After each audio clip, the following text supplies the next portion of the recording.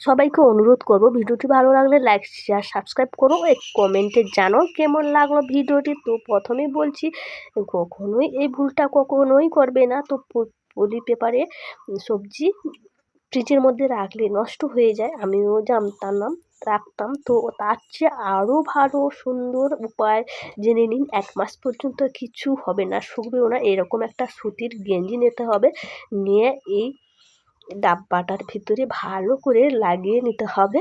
লাগিয়ে তো বাজার থেকে সবজি নিয়ে চলে আসছে, টাটকা টাটকা সবজিগুলো দিয়ে আমি ওই ডিকির ভিতরে, ডাব্বাটার ভিতরে সব সবজিগুলো ঢেলে দেবো চিকচিকি থেকে।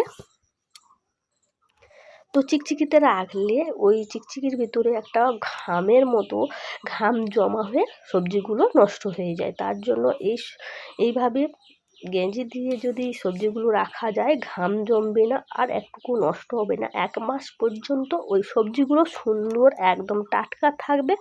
আর এই বা রেখে ফ্রিজটাকে আমি লাগিয়ে দিলাম, রোজ বার খাবো আর খাবো। তো ভিডিওটি কেমন লাগলো, টাটা।